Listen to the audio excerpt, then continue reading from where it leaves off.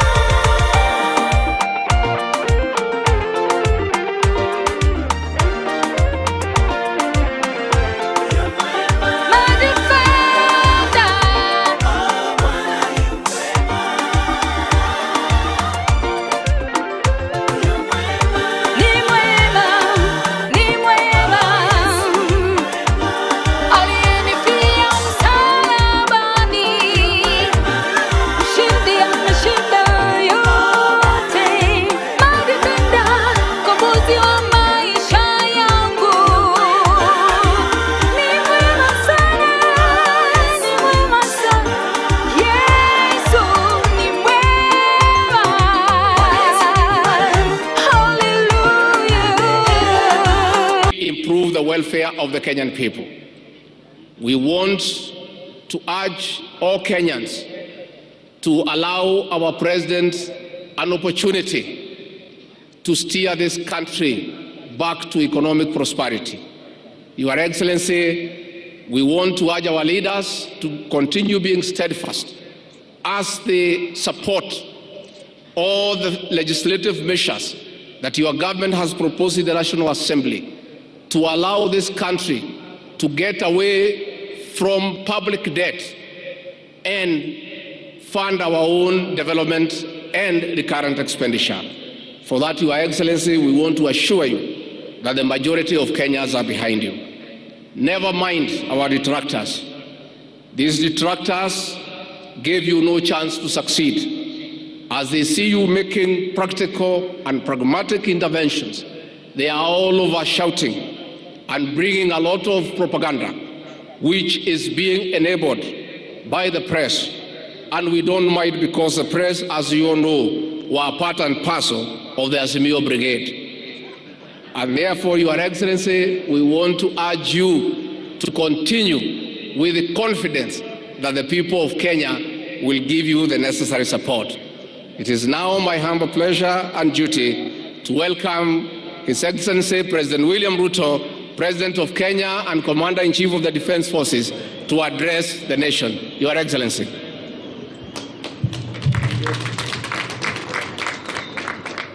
Asanteni sana, tafadhali tuketi chini. Rais wa nchi yetu jirani ya Comoros na mke wako, Rais wa zamani wa nchi ya Niger na mama wa kutoka kule Niger, ndugu viongozi wote, wananchi wa Embu, hamjambo? Embu muriaro. Bwana Yesu asifiwe. Hebu mnisalimie hewani hivi nione watu wa Embu, hamjambo? Kwanza, kabla sijasema mambo machache nilionayo, na waomba tafadhali wale wako milangoni huko, tafadhali mfungue hizo milango, watu ni wengi kule nje, waweze kuingia katika uwanja huu ili tuweze kupata sherehe hii pamoja na wao wengi ambao wako nje kwa sababu ya kiasi ya viti ambazo ziko hapa.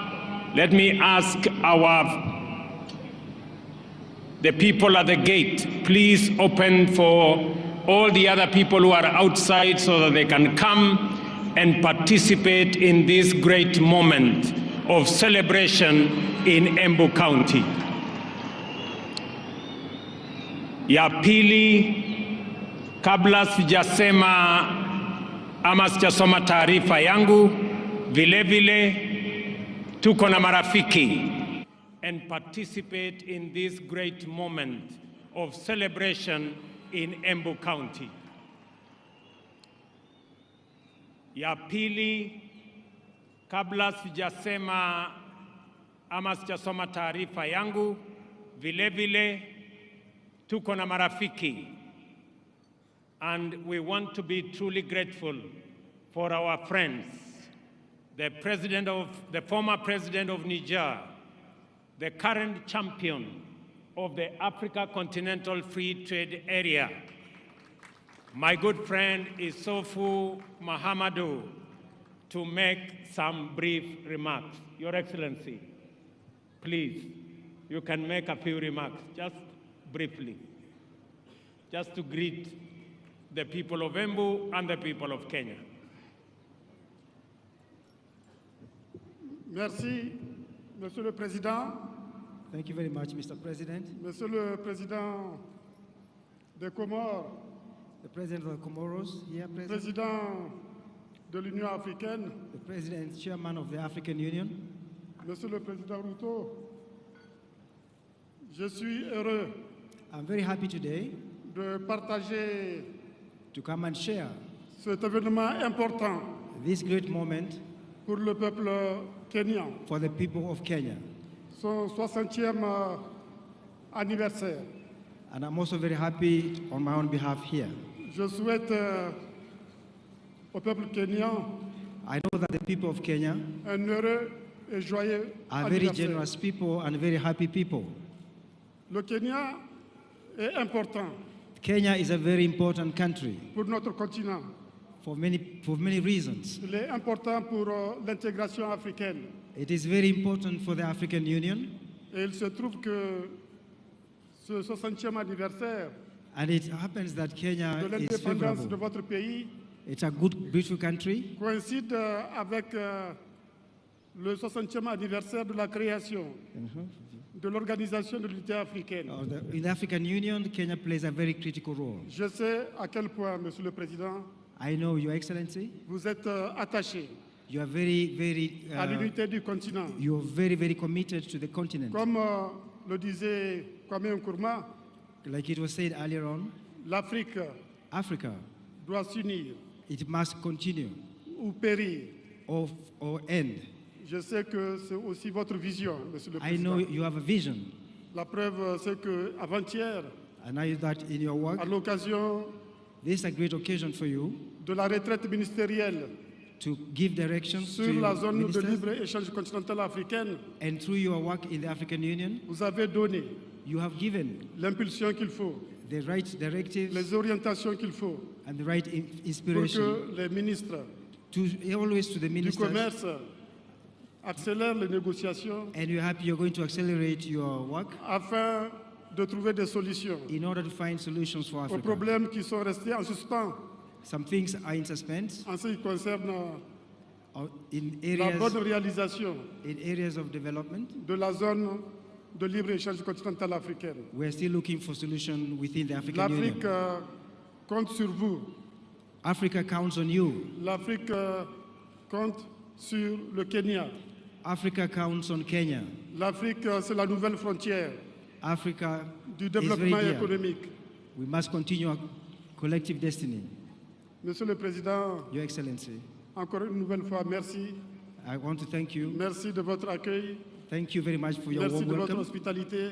Thank you for the ceremony. Je vous souhaite un heureux et joyeux I wish anniversaire you a very à enjoyable, vous et au peuple kenyan dans son ensemble. and I wish Je vous remercie, Monsieur le Président. people of Kenya a lot of peace. Thank you very much. Tafadhali tumpigie makofi huyo rais wa zamani wa kule Niger, jameni. Nilimuuliza, or maybe I should, I did request the president of Comoros, my brother Azali, who is also the chair of the Africa Union, to come and be our guest of honor in this great 60th celebration of our Madaraka.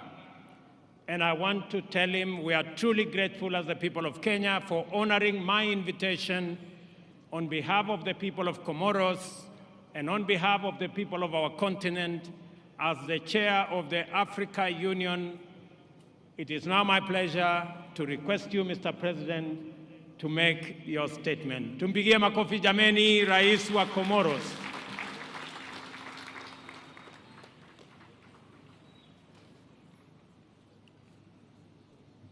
Excellences, Your Excellency, Monsieur le Président de la République du Kenya, the President of the Republic of Kenya, très cher frère William Ruto, Dr. William Samoei Ruto, Excellences, Your Excellency, Monsieur l'ancien président du Niger, the former President of Niger, champion de la zone de libre-échange du continent africain, champion of African Free Trade Area, distingué invité en vos rangs et qualités, his vision for the country, cher peuple frère du Kenya, dear people of Kenya, c'est avec une vive émotion, it's with a lot of pleasure and joy un immense honneur and a great honor for me que je m'adresse à vous that I am speaking to you today en ce jour particulier in this very special pour occasion la République du Kenya. for the Republic of Kenya.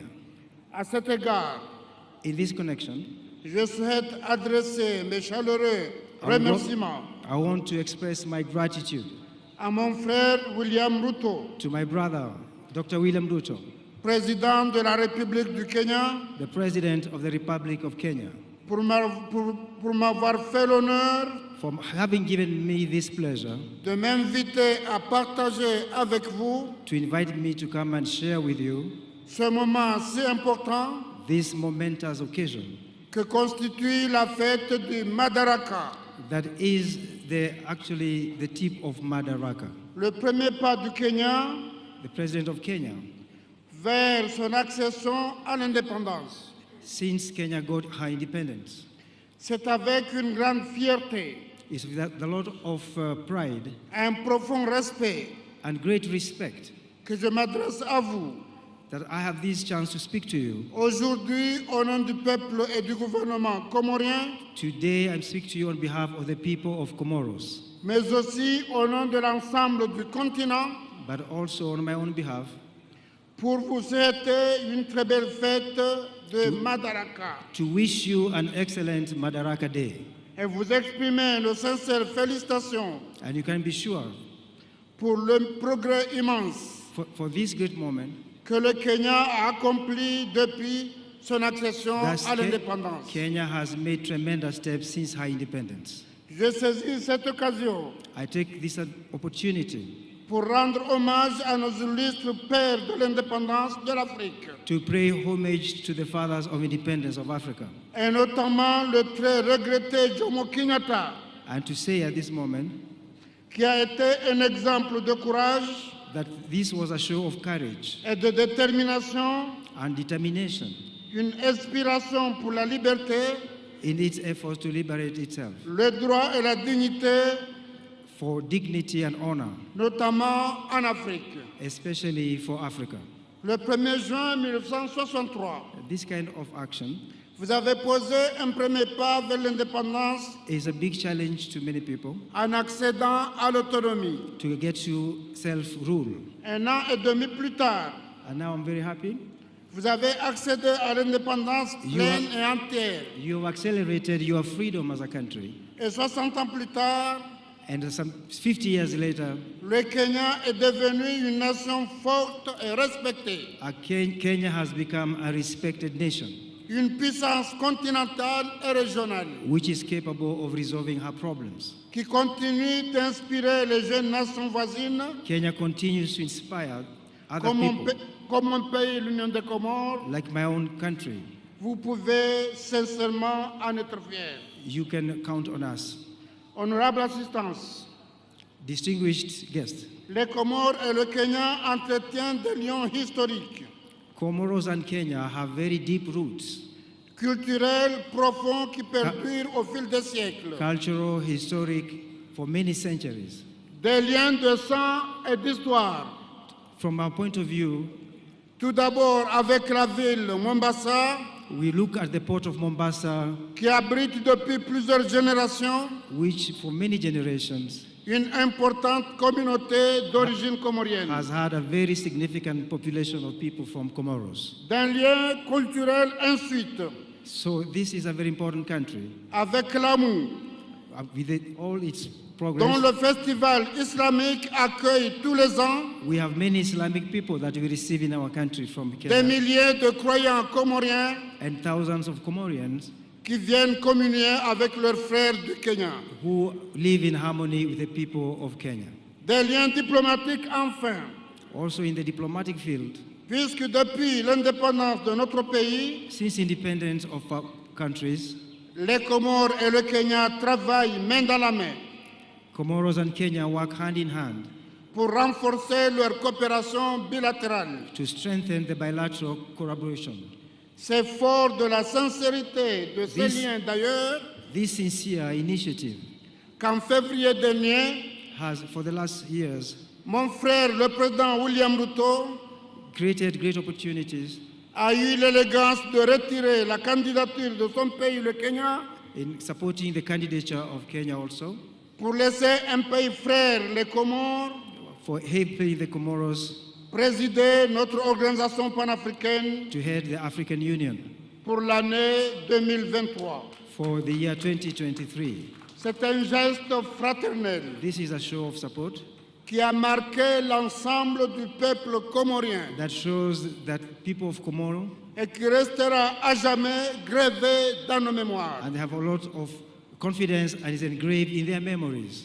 Permettez-moi alors, chers frères, Allow me, my dear brothers and de sisters, vous réitérer ici, to tell you today, de vive voix et devant vos compatriotes, to say before and with an open heart, mes vifs remerciements, to thank you, mais aussi ceux de l'ensemble But du also- peuple comorien à but Santa also, Sana. also the greetings from the people of Comoros.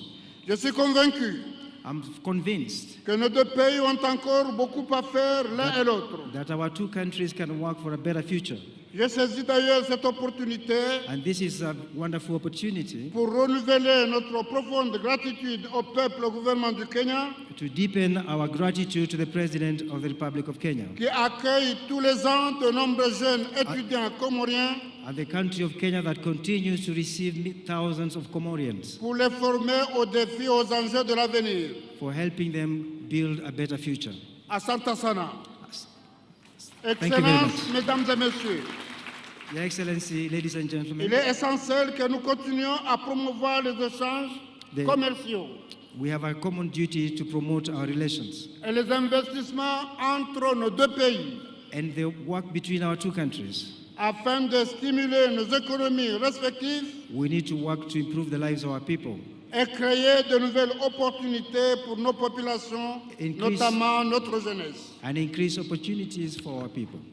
La zone de libre-échange du continent africain The African Union nous offre l'opportunité de le faire et c'est la raison pour laquelle offers opportunities for the rest of Africa. j'ai pris part avec vous avec un grand plaisir à l'ouverture du dialogue public-privé We encourage dialogue for promotion of peace. sur cette zone de libre-échange continentale In this respect, qui s'est tenue à Nairobi le 9 mai dernier. the meeting held in Nairobi looking for peace, En tant que nation africaine, as an African Union, nous partageons des défis communs we think we can work together. et je suis convaincu que si nous unissons nos forces, And I'm persuaded that by working together, nous pourrons surmonter ces défis we can overcome these obstacles et ouvrir la voie à un avenir meilleur and construct a better future pour nos populations et surtout aux générations futures. for our people and for the survival of Africa. Cette journée de commémoration est aussi This also is an opportunity for us. l'occasion de réfléchir It's a gift sur notre avenir commun if you work together et sur la responsabilité qui nous incombe and if you are accountable to our people, de préserver les idéaux de nos ancêtres if we can preserve the ideals of our et de union construire une Afrique juste, inclusive And- et prospère. and to conclude our treaties for prosperity. Chers frères et sœurs du Kenya, My dear people of Kenya, en cette journée spéciale, in this opportunity, je souhaite réaffirmer l'engagement des Comores I would like to, on behalf of the people of Comoros, à ne ménager aucun effort they have spared no effort pour renforcer davantage nos liens d'amitié et de coopération avec le Kenya. to strengthen our relations with the people of Kenya, Que notre partenariat continue de prospérer that we shall continue to collaborate et de porter des fruits mutuellement bénéfiques and to try to create useful treaties pour nos deux pays et nos deux peuples. for our two countries and our two nations. Permettez-moi de conclure en formulant mes meilleurs vœux Allow me to conclude my remarks de bonheur et de bien-être pour vous, chers frères et sœurs kenyans, to wish you happiness et ceux de paix, de progrès, de prospérité pour votre cher pays. and to wish you prosperity and progress in this country. Puissions-nous continuer à travailler ensemble If we continue working together pour promouvoir la paix, la stabilité et le développement en Afrique. in order to promote peace for the development of our continent. Furaha siku ya Madaraka. This is a great day for Madaraka. Urafiki, ushia na msiliano wa Kenya na Komoro. Yaishi Afrika kwa amani na mafanikio. Asante sana. Tumpigie makofi tena Mheshimiwa Rais wa Komoro jameni. Thank you very much, Mr. President, for honoring us with your presence and the statement you have made on behalf of the Africa Union and the great people of Komoro. Watu wa Embu, wacha nichukue nafasi hii kwanza kabisa kuwashukuru watu wa Embu. Nilikuja hapa na ndugu zangu wengi, tukaomba kura zenu, mukawa ni watu wangwana, mukatupatia kura zenu, mukatuongezea maombi na Mungu akatupatia ushindi. Jameni watu wa Embu, nasimama mbele yenu leo kusema asante sana. Narudia tena watu wa Embu kusema asante sana. Mimi nataka niwahakikishie ya kwamba sisi wote tuliopata nafasi ya kuchaguliwa kutoka MCAs wetu, wabunge, magavana, maseneta, Mheshimiwa Deputy President na mimi hapa, pamoja na mawaziri wetu na wale wote ambao wamepata nafasi ya uongozi katika taifa letu la Kenya, mimi nataka niwahakikishie tutashikamana, tutafanya kazi pamoja ili tutimize malengo yetu ya kubadilisha uchumi wa Kenya na kuhakikisha kwamba kila Mkenya anapata nafasi ya kujiendeleza katika taifa letu la Kenya. Na wauliza viongozi wote, sote tuliopata nafasi kutokana na kura za wananchi hawa, tushikamane, tushirikiane, tufanye kazi pamoja ili tuweze kubadilisha Embu wakati tunabadilisha Kenya. Asanteni tena watu wa Embu kwa msaada wenu, kwa kura zenu na kwa maombi yenu. I want to say thank you very much to the great people of Embu County, as I thank all Kenyans who stepped forward to vote in the last election so that we, as the people of Kenya, can maintain our democratic credentials as a nation that is democratic, as a nation that is built on the firm foundation of multi-party democracy. And now it is our opportunity, all of us as leaders in government and in the opposition, to work together towards making our nation great. On this day, 60 years ago, Kenya formally gained its right of internal government. Madaraka, the mandate of majority African self-determination, was a major step forward. The emergence of this nation as a republic later that year. That first Madaraka Day then was the golden dawn of our country's sovereignty, freedom from colonial oppression, autonomy from racist repression, and liberty from foreign suppression. In fighting for our sovereignty, our noble freedom fighters had primarily waged a political struggle to liberate a people divided, humiliated, and impoverished under a predatory system whose institutions were vicious and extractive.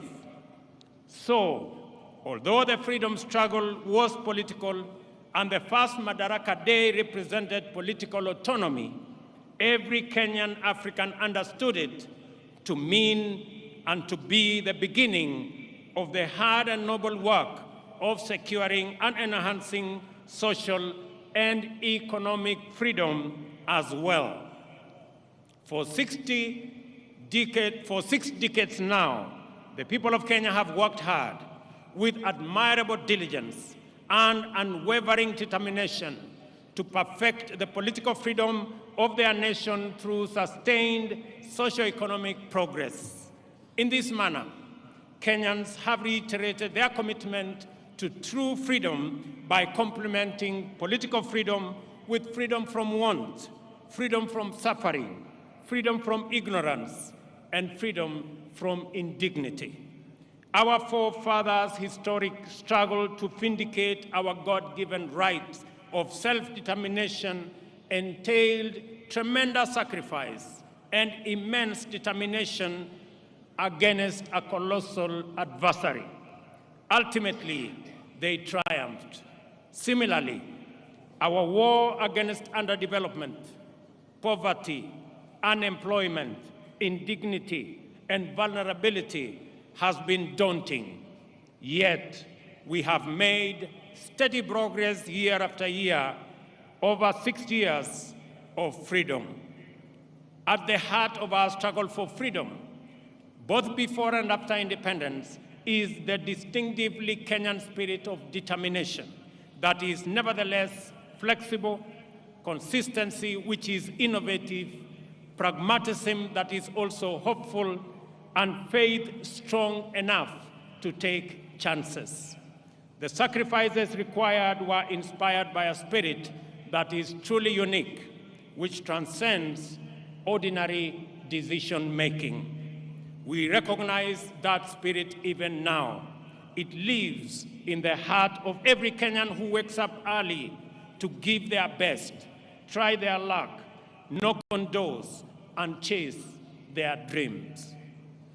We see it every day when we see traders, artisans, farmers, and other workers braving the scorching sun and enduring cold rain in pursuit of livelihood. We also witness in teachers, nurses, police officers, extension officers, and technicians who go far from their comfort zone, often beyond the call of duty, to attend to Kenyans in their communities throughout all villages, all corners of our great republic. This noble ethic of willingness to struggle by working hard and embracing risk, and of determination to achieve positive change in great leaps as well as in little installments, has brought us far and will take us beyond the horizon of our destiny. Today, I join all Kenyans to celebrate our magnificent collective achievements and the spirit of brave endeavor which inspired them 60 years ago and sustain us today. This celebration speaks to the sustained effort we have invested in perfecting our national mandate of self-government. I will highlight the wonderful ways in which we have stewarded political freedom into democratic maturity, enhanced economic freedom by empowering enterprise, and expanded social freedom by securing dignity. We must never forget that until fairly recently, our country's politics was divisive, violence, do-or-die affair by which neighbors, colleagues, and even relatives were incited into hatred in the name of political competition. In this dark era, the tribe was the fundamental term of all political engagement and the master variable of democratic contest. Many highly respected experts and eminent persons confidently affirmed that Kenyan politics is inherently tribal, and many leaders designed their political parties, policies, and campaigns on the basis of raw political appeals. Leaders also made sure that political discourse revolved around personalities and the private interests of a few privileged individuals and not the aspirations of the majority. Some used political parties as political vehicles to access the high table where important decisions were made and exploited their ethnic constituencies to negotiate a bigger share of public resources as well as positions of power and privilege in the service of private ends. For decades, Kenyans understood that this perverse political culture not only defiled our democracy, but also obstructed the spirit of daring and achievement, arresting our collective progress.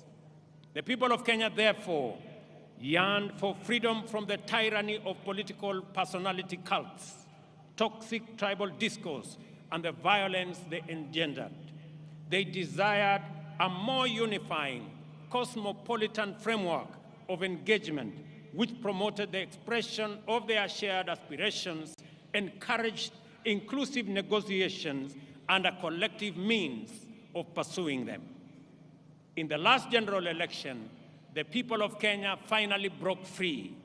The campaign was conducted purely on the basis of important national issues, foremost of which were economic issues. Not only did Kenyans reject the old divisive politics of tribe and tribal chiefs, but they also demanded and interrogated well-considered party manifestos with detailed plans for economic transformation. As a result, although the election was closely contested, it was the most peaceful in the multi-party era in Kenya. And I want to congratulate all Kenyans for being participants in this great feat. Our public discourse and political discussion and the agenda of social debate has changed for good. Substantive policy issues continue to define the national conversation well beyond the election.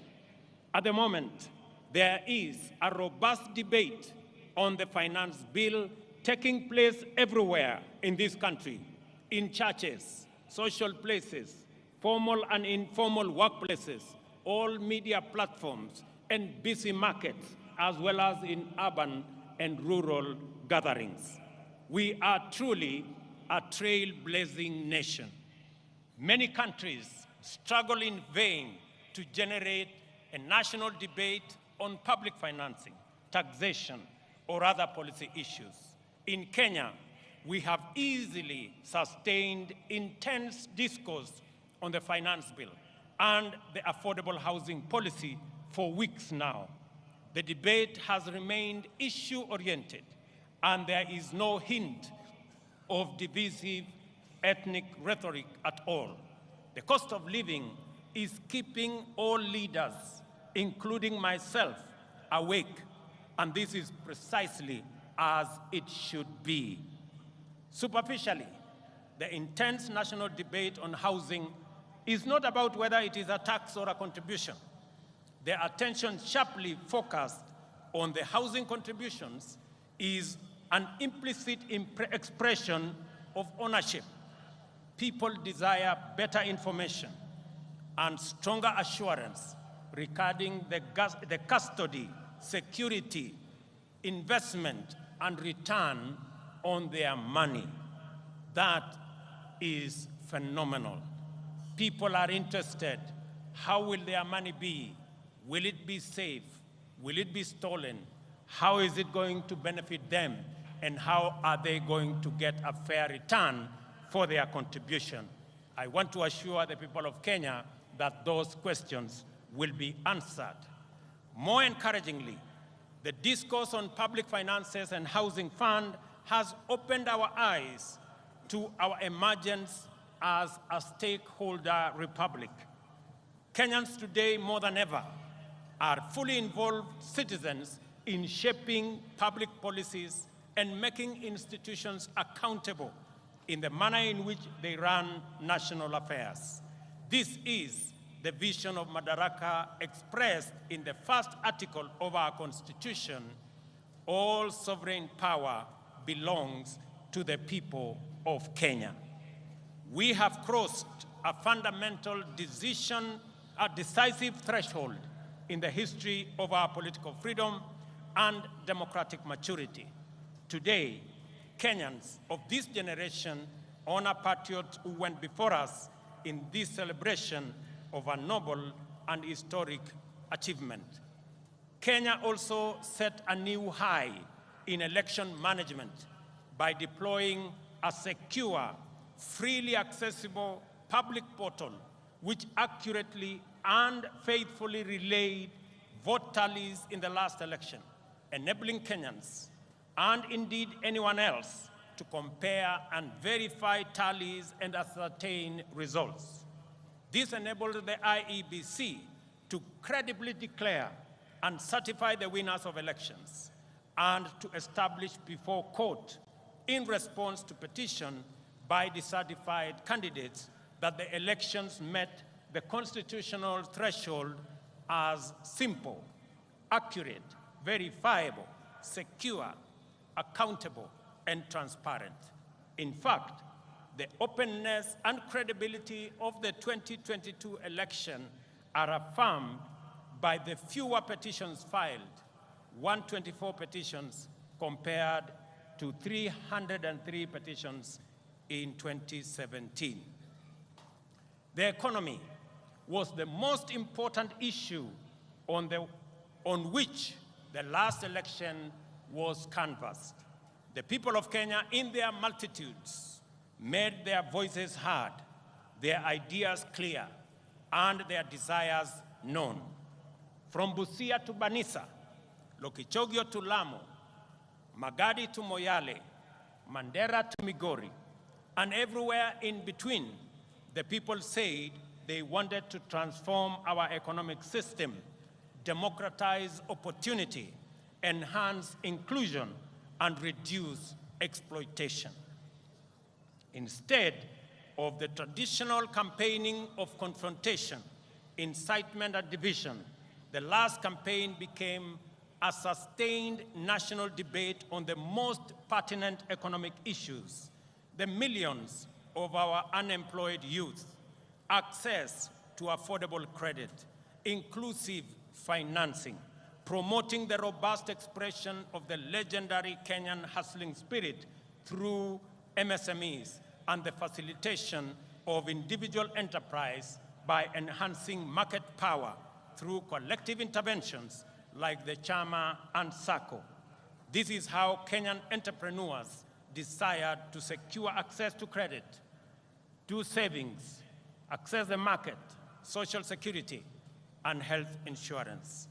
By paying attention to their aspirations, we established that Kenyan entrepreneurs desire to pursue success through enterprise, which makes positive measures to ensure that no one is left behind or no one is exploited. It is an enterprise culture which encourages the pursuit of individual aspirations through collective systems, which empower every person to succeed within the context of a thriving community. In the course of consultations with Kenyans at the grassroots throughout the country, we identified a number of barriers to effective realization of their economic well-being. The first was the bureaucracy in regulation and compliance, including tax administration. Second, the extreme informality of most enterprises, which effectively relegated them to the margins of empowerment, facilitation, or even recognition as lawful undertakings. Third was the misconception around expanding the national tax base. Is it about people paying more or more people paying? The answer lies in empowering more Kenyans to enter the taxable income category through intentional effort to create millions of new jobs and millions of new taxpayers in due course.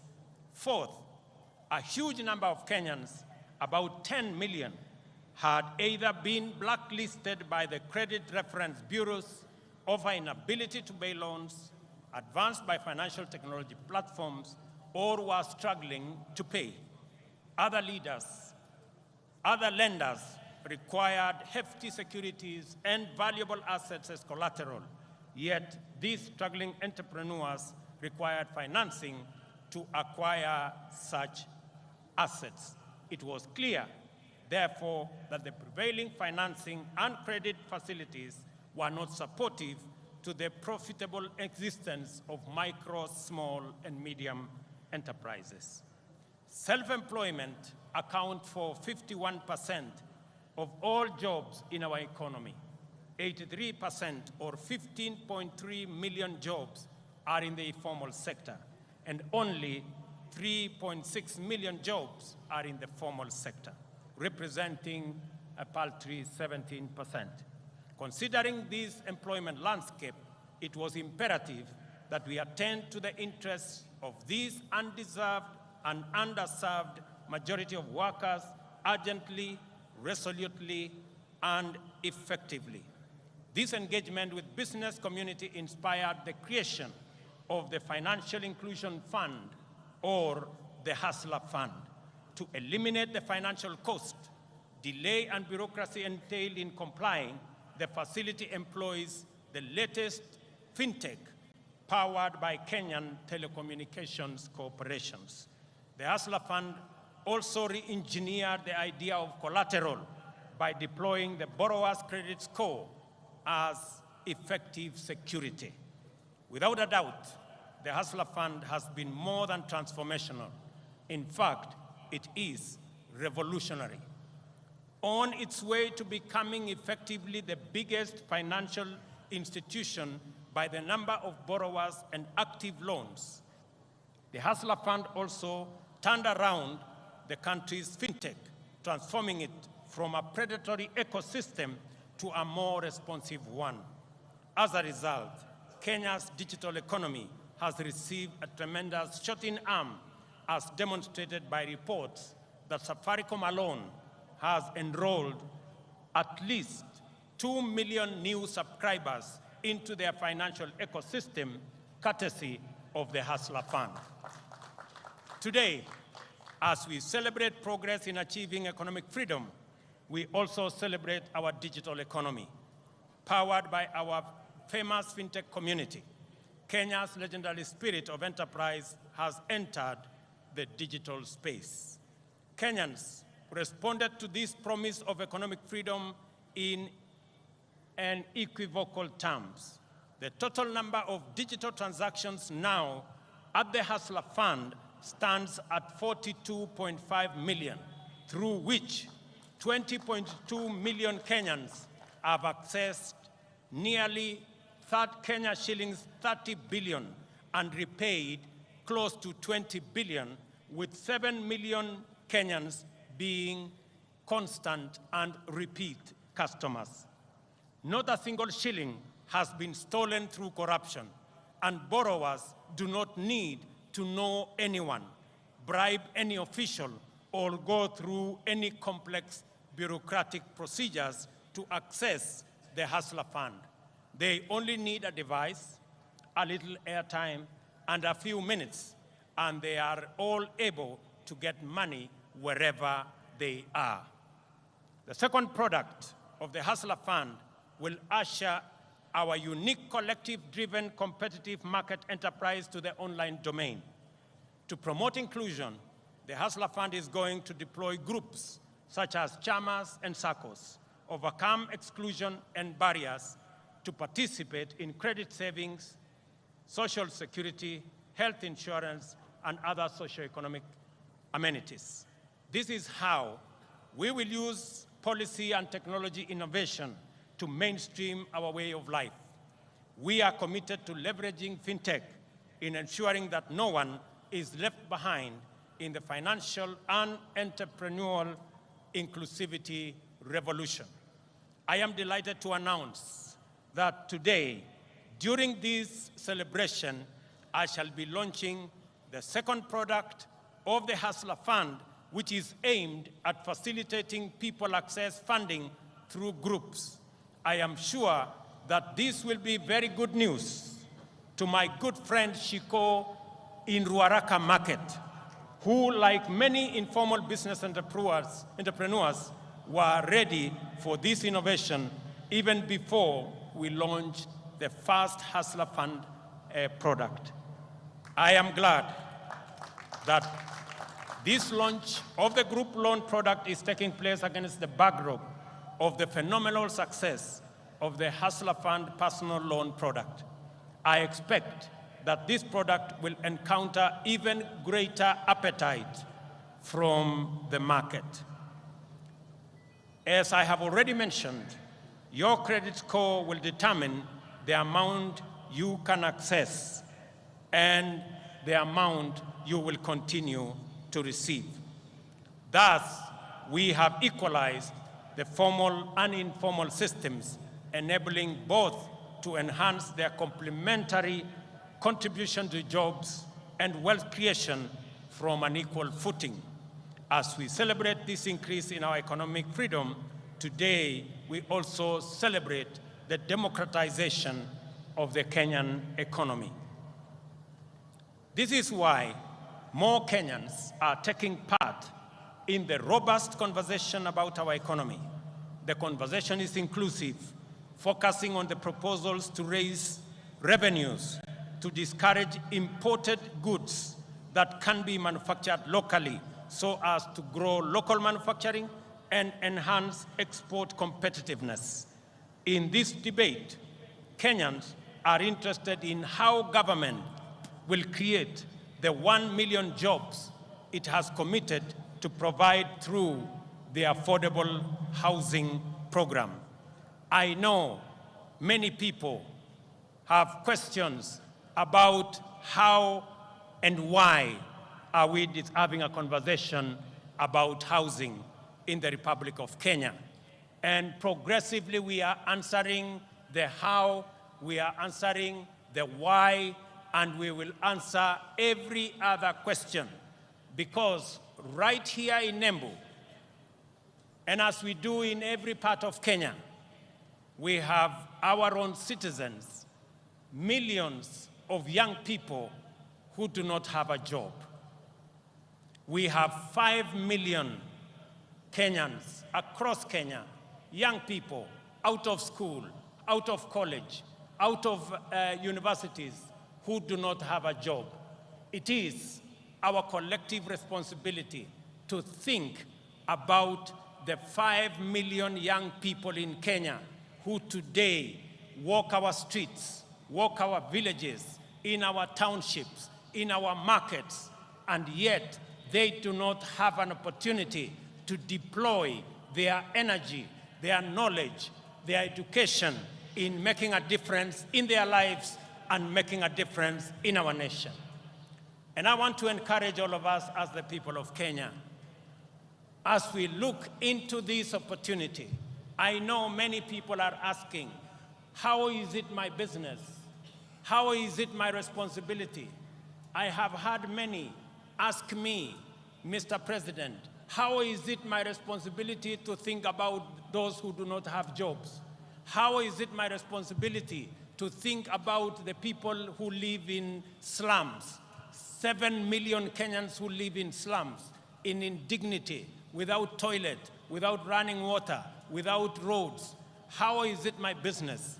Let me ask the people of Kenya, if our freedom fighters, the people who made the ultimate sacrifice and lost their lives in liberating our nation, if they had asked the question that how is it their business, today we would continue to have been slaves of our masters if they asked themselves that question. It is our opportunity, as they did to liberate our country, They went beyond the call of duty. They did not ask, how is it their business to make the ultimate sacrifice to liberate our country? I want to ask every citizen, it is our responsibility collectively to think, to plan, and to ensure that the 5 million young people in our country who today do not have jobs, have jobs. It is our responsibility to ensure the people, 7 million of them, who live in our slums, including Shauri Yako here in Embu. I was here last week, and I was informed about Shauri Yako. The people who live in Shauri Yako deserve a decent house, and it is our responsibility as we implement the housing plan, not just to create jobs, at least 1 million jobs every year. It is also our responsibility to grow our manufacturing, because housing will make sure that our entire manufacturing value chain, from the cement in our factories, to the steel in our factories, to the doors and windows and hinges in our Juakali sector and our construction products industry, to the sand harvesters, to all the people who will be working in our construction sites, to the accountants and engineers and all the architects and all the technicians and the electricians, to every sector, the millions of young people that will be employed in this sector, is sacrifice enough for us who are employed to make that contribution to the hustler fund, to the housing fund, so that we can bring around the change that is going to take our country forward. Our vision for affordable housing program is premised, firstly, on the objective of creating 1 million direct and indirect employment opportunities throughout every value chain in the housing development ecosystem. A single housing unit is capable of employing 3 to 5 workers directly and an additional 8 workers indirectly in the manufacturing of construction products, in transport, in logistics, and in all other sectors that contribute to the housing and construction industry. Secondly, the objective of affordable housing is to increase the number of homeowners and to transition more Kenyans from rent paying in informal settlements, in slums, and we have 1,411 slums in Kenya. We should transition those people, my countrymen and women, into homeowners. They should live in dignity like the rest of us, because we owe them a duty of citizenship and a duty of comradeship as we live in one country. I want to ask every parent, I want to ask every Kenyan that rather than ask, how is it your business? We must know that it is our business, because the 5 million young people are our children. They are our citizens. They pay taxes. And when we transition them into jobs, we are building a bigger pool of taxpayers. The conversation we have today in Kenya is different. I did promise the country 3 years ago that we are going to change the conversation. That the conversation is not going to be anymore about leaders. It is going to be about citizens. It is going to be about those who do not have jobs. It is going to be about our manufacturing. It is going to be about the millions who live in informal settlements. It is going to be about the people. I told the country that we are going to change the conversation. It is not going to be about changing the constitution and creating positions for leaders. It is going to be about changing the economy and creating opportunities for millions of young people, including the many who are today in our streets and villages, the millions of young people who are looking up to us to provide them with opportunities to work. It's going to be about the ordinary people who work in the manufacturing sector, the people who also wants to contribute, to be taxpayers, but because they have no jobs, they cannot pay tax. I promise the country that it is not going to be about sharing power. It is going to be not about sharing power by the elite and by leaders. It is going to be about empowerment of every citizen, empowering our farmers to produce more so that we can get ourselves into food security, empowering our young people with jobs so that they too can contribute meaningfully to our economy and meaningfully to our taxpayers. It calls for us the empowerment of every citizen and every business person so that we can contribute to the economy of our country. I want to promise you, ladies and gentlemen, that that effort is on course, and together we are going to move in that direction. To enhance our national productivity, we are prioritizing the consolidation, processing, and value addition of our agricultural products. You just heard my dear sister, Governor of Embu, say, right here in Mashanga, we are going to build an aggregation and industrial park so that the people of Embu, and as we do it in Embu, we are doing it in every county in the Republic of Kenya. Last week, we advertised the first 14 agricultural aggregation and industrial park that will be built in every county so that we can consolidate our agricultural produce. We can provide for value addition. We can provide for agro-processing. We can enhance our manufacturing, create jobs, create value, and enhance the earnings of every farmer as we get rid of brokers, as we get rid of cartels, and ensure that we protect the hard-earned and the sweat of farmers in the Republic of Kenya. Additionally, the government of Kenya will step up the establishment of 5 additional export processing zones in the coming year in Sagana, in Thika, in Joro, in Eldoret, and in Busia to complement the one in Athi River, the one in Dongokundu, and the one in Naivasha, because we believe that additional processing capacity, focusing on our exports that have come down in the last 10 years from 28% of our GDP to just around 10% of our GDP, that we need new impetus, we need new thinking, we need new infrastructure to be able to drive our exports.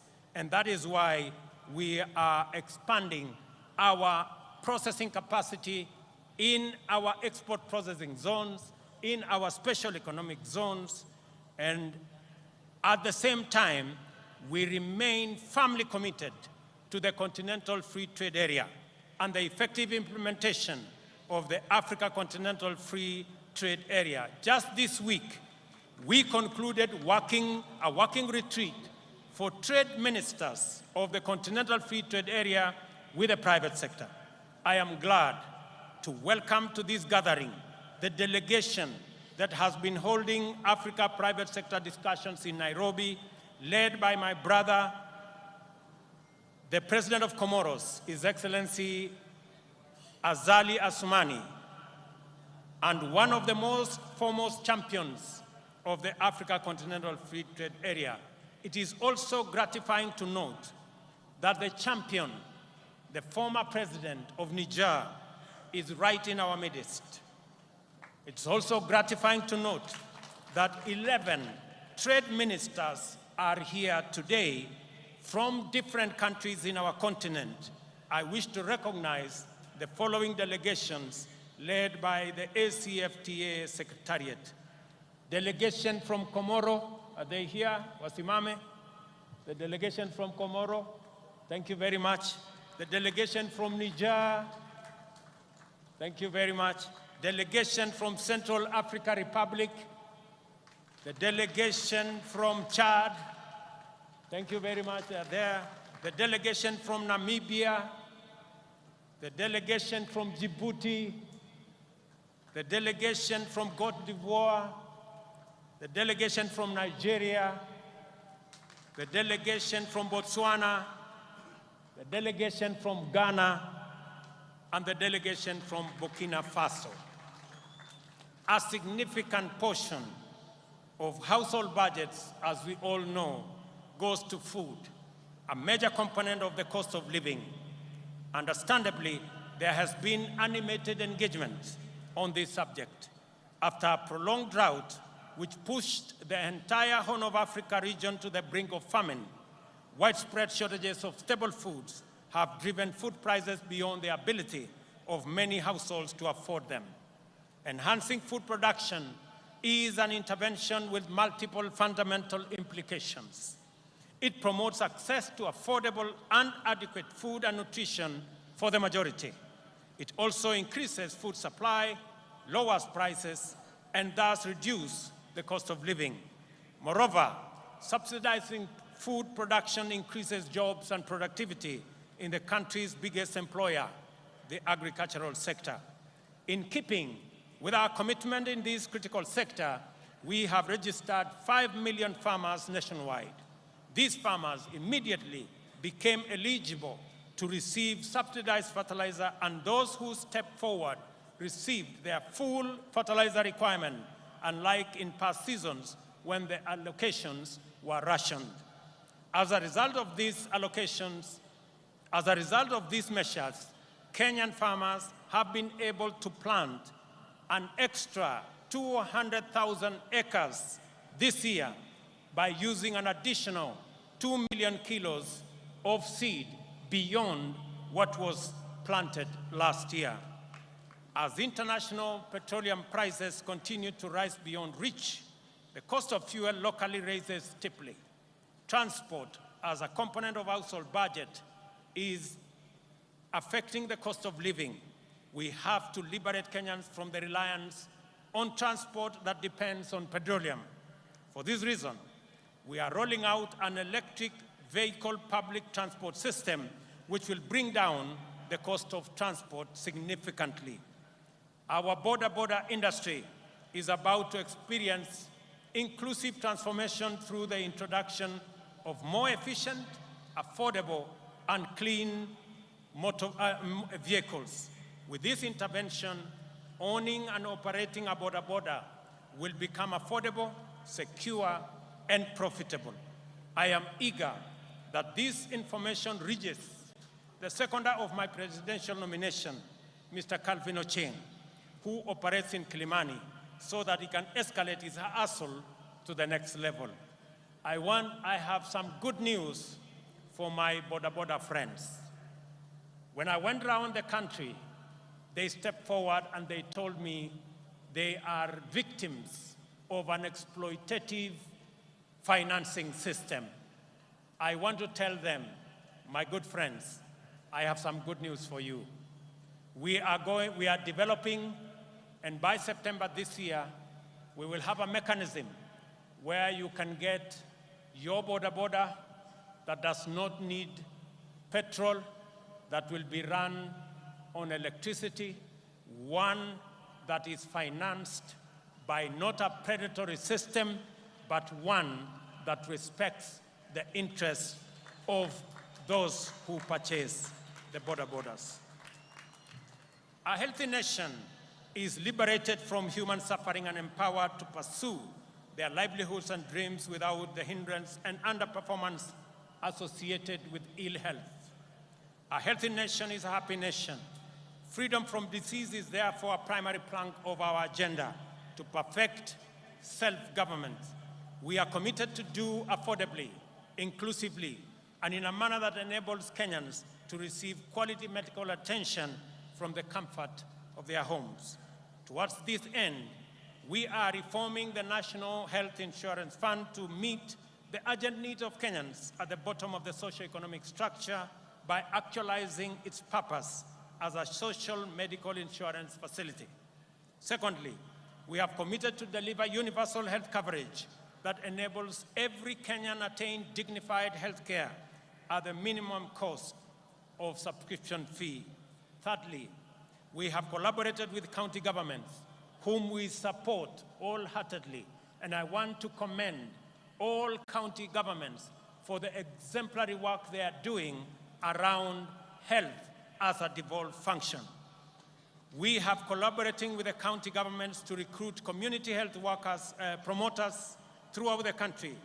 100,000 of them will be recruited under this program, and this number will make every one promoter available for 100 households.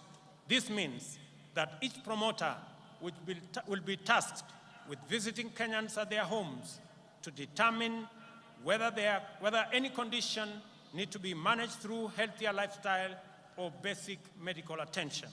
They will also be tasked with enabling patients with chronic conditions manage their medication, diet, and general well-being in a manner that makes hospitalization sometimes unnecessary. Finally, the promoters will facilitate early detection of conditions for referral to comprehensive attention in the spirit of effective healthcare management. Ladies and gentlemen, the imperative of Madaraka mandates us to build a strong, democratic, prosperous nation through the successful pursuit of high productivity and competitiveness. Industrialization and technology innovation is one such movement. All these things require people who are all empowered with knowledge, skills, and understanding, not only to effectively participate as informed citizens of a democracy, but also to pursue meaningful livelihoods and perform their share of economic production, and even go further and imagine, create, and build the Kenya of our future. Education, therefore, matters for our freedom and self-reliance, and is the enabler and optimizer of every other undertaking. We have taken all possible measures and pursued every available option to actualize our vision to make education at all levels accessible, affordable, and inclusive, and removed social and economic barriers to the attainment of the highest education by all Kenyans. Beyond subsidizing primary and secondary education in all our public primary and day secondary schools, we have reimagined higher education financing to deliver equity and broader access to all Kenyans, with special attention to enabling the most vulnerable learners to realize their right to education. We have also employed 35,000 teachers in a historic and unprecedented drive to improve the national teacher-pupil ratio and enhance performance. Additionally, we are redesigning the competence-based education curriculum to make it responsive to our education needs at the point of our social, cultural, and economic development. Finally, the National Open University will obtain its charter in the course of this month, and as we speak, courses are being uploaded for commissioning, and later this year, Kenyans will have the opportunity to go to university from the comfort of their homes online. For long, tertiary education in Kenya has been a privilege for the most fortunate, while university education was the exclusive entitlement of the elite. Not anymore. A month ago, I unveiled a new funding model for higher education that will make the universities and technical training fully inclusive, financially robust, and capable of competing with their peers globally while contributing to our national socio-economic transformation through innovation, research, and development. The model is aimed at financially supporting increasing numbers of students enrolling in these institutions and ensuring that those from households at the bottom of the socio-economic structure enjoy equal education opportunities. The eternal conundrum of Kenya's integrity agenda revolves around the question of who will watch over the trustees of public interest and who will watch over the watchman. These questions do not arise because we have low trust. Rather, they exist because we have high expectations. Given that these expectations are legitimate, in a technologically driven new millennium, we are increasingly resorting to technology as the answer to our transactional efficiency challenges. From the election results portal for our democracy to the Hustler Fund for MSMEs and the means testing instrument for higher education, as well as registration of farmers and distribution of fertilizer, digital technology is enabling the government to deliver services efficiently and to give citizens confidence that the system is fair and incorruptible. We must therefore take a moment today to celebrate technology in general, and in particular, Kenyan fintech and other innovations that are making it possible for us to serve Kenyans to the best possible standard. I remind all Kenyans who work in technology and everyone who uses technology that our forefathers fought with basic technology against a technologically superior superpower and won our freedom. We have a duty to deploy the best innovations and technologies to make Kenya efficient, competitive, and prosperous. I am persuaded that technology holds the key to improving efficiency, enabling inclusion, promoting transparency and integrity, deepening trust, and strengthening public confidence in government service provision. This is the reason why we are digitizing government information and taking public services online. On this day, I invite all Kenyans to embrace the new era of e-governance, which empowers people everywhere, including the majority at the bottom of the economic structure, to access government services at their convenience through their mobile devices. Since the advent of e-citizen, government gradually increased the number of services available on the platform from 391. The rate of increase of onboarded services is now shifting to a new radical trajectory. Today, 3,770 services have been onboarded and fully operational. Another 3,000 are on course to being completed. We expect 5,000 services to be online by the end of this month. Our ambition is to offer every government service on e-citizen platform by the end of this year. Finally, as we contemplate all the achievements we are celebrating today, let us reflect on the noble motivations and visions which inspired our heroic freedom fighters to make such immense sacrifices for the sake of freedom, not just for themselves, but also for the rest of their people who were not willing or able to join the struggle. Why did these heroes embrace such profound risk and danger in pursuit of a benefit that everyone else would enjoy?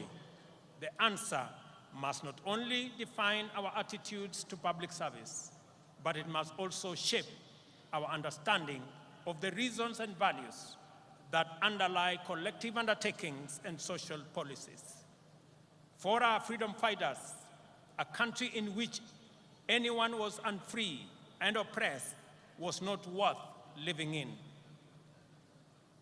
We have a duty to translate these truths into our political, social, and economic affairs.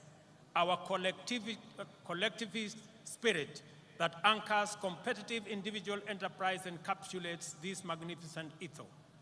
We owe each other certain duties as members of a community that we call a nation.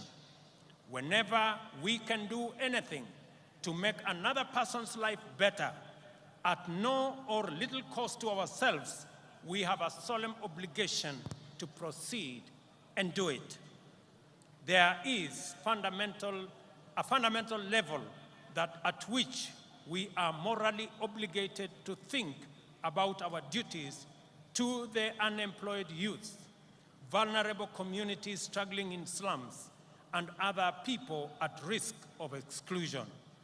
Their struggle for dignity as human beings appeals to our duty of moral consideration. Their complicated pursuit of livelihood can potentially complicate our stable prospects. No human is an island. In community lies power, and to unlock that power, we must attend to our values and perform our obligations. That is why freedom fighters consider the inherent morality of their cause to be sufficient reward. For example, those of us who are earning Kenya shillings 200,000 monthly will pay only 2,500 to build a fund that will help create millions of jobs for millions of our young people and bring a meal on the tables of many hustlers. This is a worthwhile contribution to make for the greater good of our nation, as indeed the freedom fighters who came before us did. As we continue to make progress in our pursuit of the transformation of our economy from the bottom going up, we must remain vigilant that no one is left behind and no resources are lost to waste and corruption. Public servants must ensure that public resources must be utilized solely and exclusively for purposes that serve the interests of all our people. I have made a personal commitment to use all instruments and authority at my disposal to curb waste and eliminate theft. I will not permit greed, lawlessness, or impunity. Ladies and gentlemen, it is our collective duty, sisi wote kama Wakenya.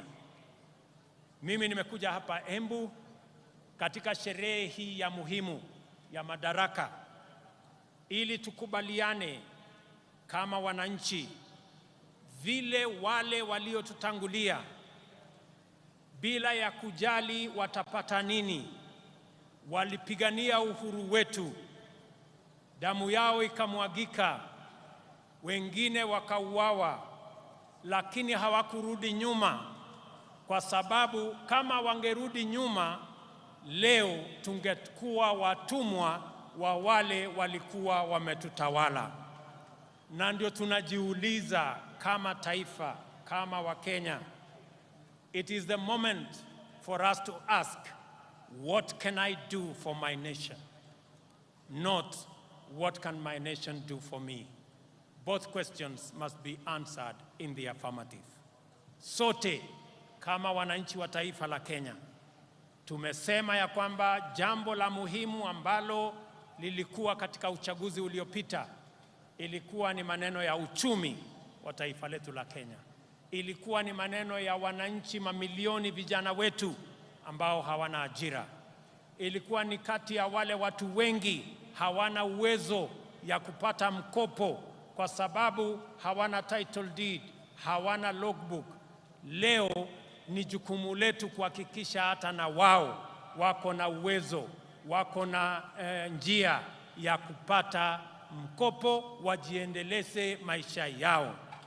Leo katika Embu hapa, wale walio katika vyama, wale walio katika sako, leo tunaanzisha Hustler Fund Stage 2 ambayo itatoa pesa kati ya shilingi 20,000 na shilingi 1,000,000 kwa vikundi ambazo zitajisajili ili tuweze kufikisha mambo ya kupata mkopo kwa wananchi wengi.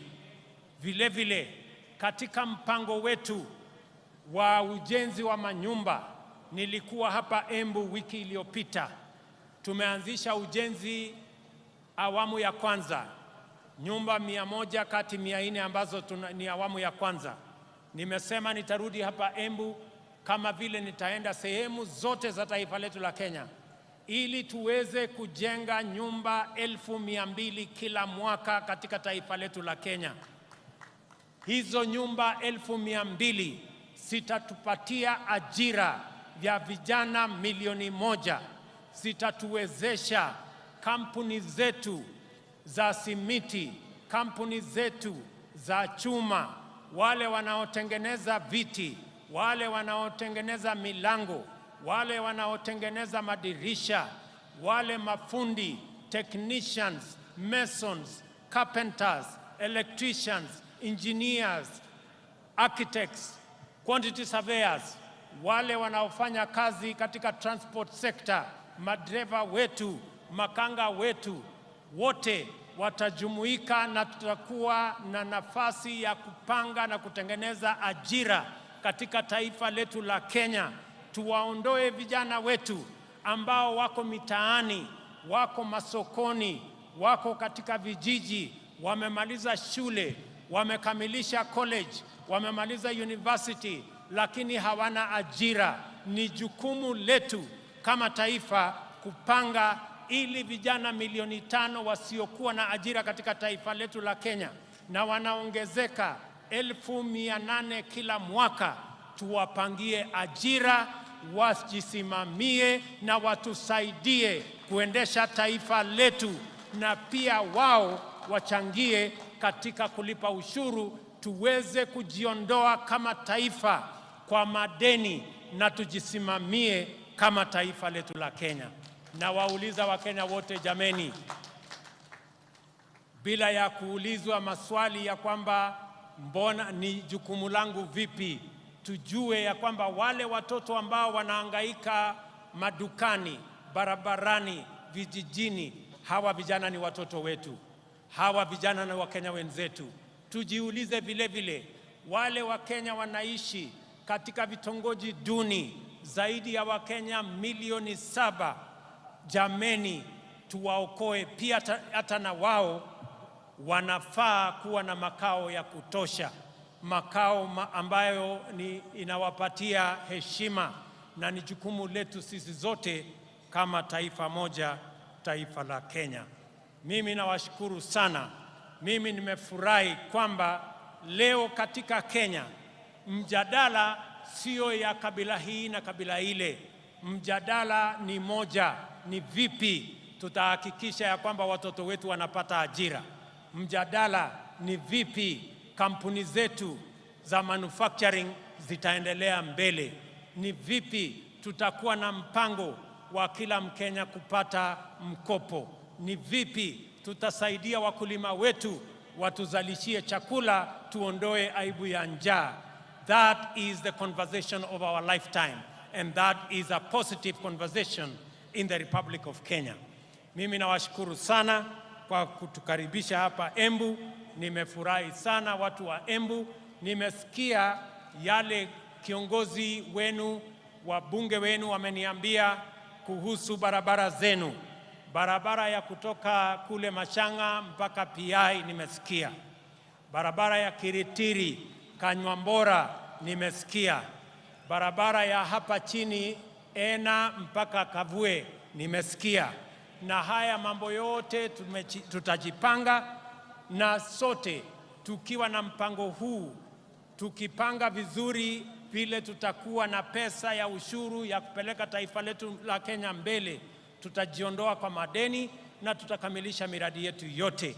Nimewasikiza vile vile kuhusu mambo yenu ya maji. Najua na mnaelewa ya kwamba tuko na mpango ya mambo ya maji. Hapa Embu tuko na damu ambayo tutajenga pale Kamumu. Tuko na damu ya Dhambana, tuko na damu ya Dhoshi, na tuko na damu zingine ndogo ndogo ambazo tutakubaliana na viongozi wenu, wabunge wenu pamoja na county government yenu. Iko katika mipango yetu. Haya mipango yote ni kwa manufaa yenu, na ni jukumu letu sote tuungane kama watu wa Embu, kama watu wa Kenya, ndio tuweze kutekeleza haya mambo mazuri yote ambayo yatatupeleka mbele kama taifa letu la Kenya. Najua vile vile mjumbe wa kutoka kule mbele aliniambia kuhusu barabara ya Kikunyari, Karii, Ishara. Pia hiyo barabara tutaishughulikia, na zile zingine zote ambazo hazijatajwa hapa. Mimi nataka niwaambie ya kwamba tuko pamoja, tutashirikiana pamoja. Watu wa Embu tumekubaliana? Embu tumekubaliana? Mimi nataka nisikie sauti yenu. Tumekubaliana watu wa Embu? Hebu nisikie sauti yenu tena watu wa Embu kama tumekubaliana. Asanteni sana. It is now my honor and pleasure to introduce and officially launch the second product of Hustler Fund, the Hustler Group Loan. Akiri tutaangalia pale kwa mtandao kidogo. Sasa vikundi kote nchini vinaweza kujiwezesha kwa kuweka akiba na kupata mikopo ya bei nafuu kupitia simu wakijiunga na Hustler Fund. Kupitia mradi huu wa serikali, vikundi vya watu 10 na zaidi vinaweza kupata mikopo kwa urahisi kwa ajili ya kutimiza mahitaji yao na ya kibiashara. Kikundi kitapokea mkopo wa Hustler Fund moja kwa moja kwenye simu ya aina yoyote, popote alipo, bila kujaza fomu au kutozwa dhamana. Maelezo ya credit score yatatumwa kwa wanachama wote. Vikundi vinaweza pata kiwango chochote cha pesa hadi milioni 1 kwa riba ya 7% kwa mwaka. Kila mwanachama atachangia kwa credit score. Kwa hivyo, mlipaji mwema ni wa dhamana kubwa kwenye kikundi. Kila wanapolipa haraka, kiwango cha mkopo cha kikundi kinaongezwa. Kusajili kikundi chenyu kwa Hustler Fund, mwenyekiti anafaa kubonyeza *254#. Chagua Hustler Groups. Bonyeza 1 kuchagua kikundi chake na akubali masharti ili aweze kupata mikopo na kuwatumia wanachama wenzake. Hustler Fund, jiinue, jiendeleze. Asante sana. Tunashukuru sana. Thank you very much. God bless you, the great people of Embu. God bless our great Republic of Kenya. Asanteni sana watu wa Embu.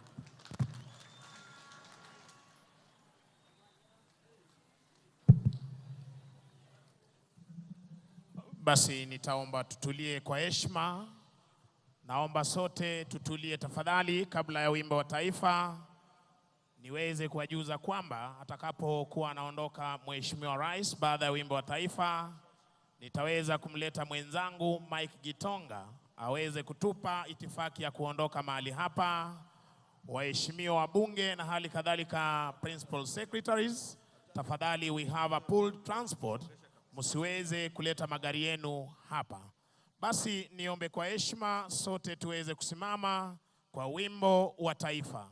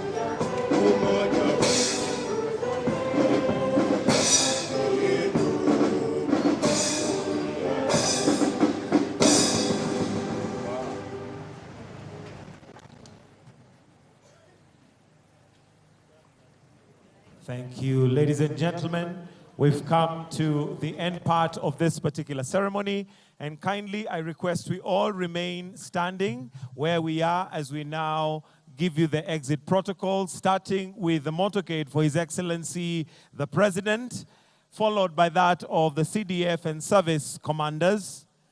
It will closely be followed by the motorcade of His Excellency the President of Comoros, followed by the former President of Niger, then the Deputy President. So kindly, I request that we all remain in our positions as we allow His Excellency the President. There we have it, the 60th Madaraka Day celebrations coming to you from Embu County, the Moi Stadium here, and the President has addressed several issues. It was a lengthy speech.